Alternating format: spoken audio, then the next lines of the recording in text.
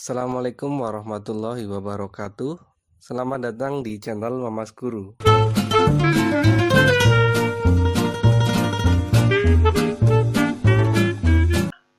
Pada video kali ini kita akan membahas mengenai lanjutan materi peluang, yaitu frekuensi harapan dan peluang majemuk. Kita mulai terlebih dahulu dari yang frekuensi harapan. Frekuensi harapan itu bisa diartikan sebagai banyak kejadian yang diharapkan. Ya, artinya yang diharapkan itu ya sesuai harapan kita. Bisa terjadi, bisa juga tidak. Dari beberapa kali percobaan. Nah, sehingga frekuensi harapan bisa dirumuskan seperti ini. FH atau frekuensi harapan ya, itu N dikalikan PA. N itu artinya banyaknya percobaan. Kemudian PA adalah ya peluang kejadian A, yaitu NA per NS ya, sesuai dengan materi sebelumnya. Kemudian, nah contoh soalnya adalah yang nomor 1. Ya, kita coba membahas soal nomor 1.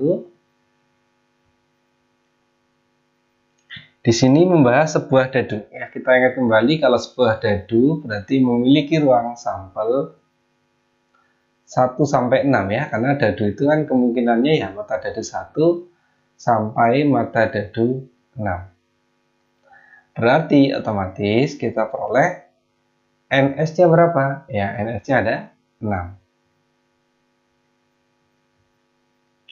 Kemudian N artinya banyaknya percobaan. Nah, ini diundi 16 kali. Artinya 16 ini sebagai banyak percobaan atau sebagai N. Ya, berarti kita peroleh lagi bahwa nilai N-nya adalah 16. Kemudian yang ketiga, kita mencari sesuai dengan pertanyaan soal. Di sini yang menjadi pertanyaan utama adalah mata dadu prima. Masih ingat ya, bilangan prima yaitu bilangan yang hanya bisa dibagi oleh 1 dan dirinya sendiri. Dari 1 sampai 6, bilangan mana aja yang termasuk bilangan prima? Tentu yang pertama adalah, ya betul sekali, 2, lalu 3, dan ya betul, dan 5. Berarti karena ada 3, maka kita peroleh NA sama dengan 3. Berarti untuk nomor 1, jawabannya adalah FH atau frekuensi harapan sama dengan N kalikan PA. N itu tadi ya, nah ini 16 dikalikan PA. PA itu adalah NA per NS. NA-nya 3, NS-nya 6. Ya, ini bisa kita sederhanakan dulu biar lebih mudah perhitungannya. Kita bagi 3 semua. Nah, barulah setelah itu 2 bisa kita coret dengan yang 16. Berarti dapat 8. Ya, sehingga FH-nya adalah 8 tinggal kalikan 1. Ya, tentu hasil akhir pasti 8. Nah, seperti itu. Jadi, dari 16 kali pengundian, kita berharap yang prima 2, 3, atau 5 setidaknya muncul 8 kali. Nah, itu teorinya. Ya. Kemudian kita masuk ke soal yang kedua. Soal yang kedua melibatkan 2 buah dadu. Ya, kalau 2 buah dadu kita paling mudah dengan menggunakan tabel. Ya, oke, kita tambahkan dulu tabelnya. Ya, ini sudah saya siapkan tabelnya. Nah, sekarang kita masuk ke materi berikutnya, yaitu peluang majemuk. Majemuk itu artinya beragam. Ya, kalau di bahasa Indonesia kalimat majemuk itu diantaranya bisa menggunakan kata dan sebagai kata hubung maupun kata atau. Ya. Nah, contohnya seperti ini. 2 buah dadu diundi bersama ya untuk yang nomor 2. Tentukan peluang muncul jumlah mata dadu 5 atau 10. Ini kata hubung yang dipakai adalah atau. Berarti logikanya, kalau yang muncul ternyata jumlah mata dadunya 5, apakah memenuhi syarat dari soal tersebut? tentu memenuhi. Bagaimana kalau yang muncul ternyata jumlahnya 10? Ya juga memenuhi, karena di sini atau 5 boleh, 10 pun boleh. Ya, berarti tinggal kita cek dua dadu yang jumlahnya 5 dulu. Yang 5 itu artinya 1 sama 4. Terus 2 sama 3, 3 sama 2, dan juga tentu 4 sama 1. Kemudian yang jumlahnya 10, ya berarti 4 sama 6, 5 sama 5, serta ya tentu saja 6 dan 4. Berarti karena di sini ditanyakan peluang, ya cukup kita tuliskan NA-nya berapa. NA sesuai dengan centangan yang ada di sini, checklistnya ada 7. Kemudian NS, seperti biasa kalau dua dadu pasti 36.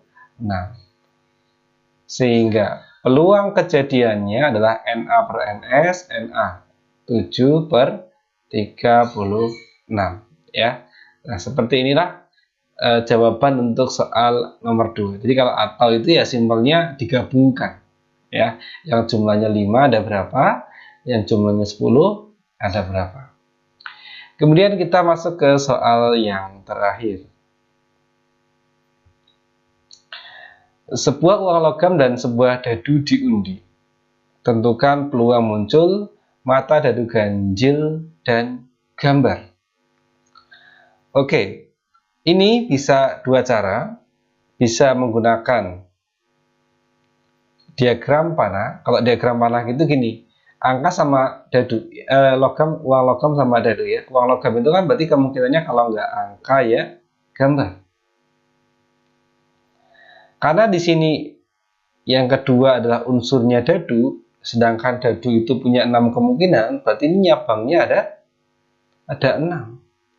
Ya, 1, 2, 3, 4, 5, 6. Begitupun ini, nyabangnya 6, ya, sampai 6. Nah, agak ribet ya, karena kita gambarnya sampai 6 cabang. Atau kalau kalian mau lebih simpel, bisa juga yang dadunya terlebih dahulu. Jadi dadunya dulu. Jadi 1, 2, 3, 4, 5, 6. Ya. Kalau dadunya sudah, berarti tinggal nyabang dengan logam. Logam itu kan cabangnya hanya 2. Angka, gambar. Angka, gambar. Ya, dan seterusnya. Ya, terserah mau pakai cabang yang versi kiri atau yang versi kanan. Tidak ada masalah. Intinya, kalau kita pakai diagram ini, berarti otomatis ruang sampelnya ada berapa? Ini ada satu unsur A saja punya 6 cabang. G juga punya 6 cabang. Maka pasti NS-nya ada sebanyak 12. Atau kita juga bisa pakai teori, kalau satu dadu itu 6 dan satu logam itu 2 kemungkinan, ya 6 sama 2 dikalikan saja. Ya, maka dapatlah 12. Kemudian kalau yang sesuai pertanyaan berarti muncul mata dadu ganjil dan gambar. Ya, ganjil sama gambar. Berarti di sini 1G itu ganjil dan gambar. Atau 3G berarti bisa 5G. Berarti juga bisa, ya. Berarti total ada 3. Berarti nanti NA-nya 3. Sehingga ya PA atau peluangnya NA per NS. Namun di sini kalau kita menggunakan diagram panah kok malah merepotkan, kita juga bisa menggunakan tabel seperti tabel di sebelah kanan ini. Ya, kalau kita menggunakan tabel jadinya seperti ini. Ya, berarti unsur yang uang logam ini angka sama gambar, unsur yang dadu 1 sampai 6. Berarti tadi ya, kalau pertanyaannya adalah ganjil dan gambar, berarti bisa 1 dan gambar, 3 dan gambar, serta 5 dan gambar. Ya, seperti ini juga boleh. Ya, kalau saya lebih suka tabel karena lebih enak dilihat, ya, lebih mudah untuk dipahami. Berarti PA, ya, baik pakai cara diagram maupun pakai tabel semuanya sama. NA-nya ada 3, NS-nya 2, Berarti 3/12 bisa kita sederhanakan 1/4. Nah, seperti inilah cara kita menjawab untuk soal yang nomor 3 ya. Di sini tadi ya menggunakan kalimat dan itu artinya ya ganjil dan harus gambar. Dua-duanya ini harus terpenuhi. Kalau atau tadi tidak harus dua-duanya, ya satu pun boleh. Nah, setelah ini kita akan kembali mengerjakan latihan soal. Nah, ini dia latihan soal untuk kamu coba dari materi frekuensi harapan dan juga peluang majemuk. Ya, ada 4 soal yang kamu bisa mencontoh pengerjaan dari contoh soal yang tadi. Ya, bila ternyata masih ada kesulitan, bisa ditanyakan di kolom komentar. Sekian pembahasan kita pada video kali ini. Bila ada kesalahan, saya mohon maaf. Assalamualaikum warahmatullahi wabarakatuh.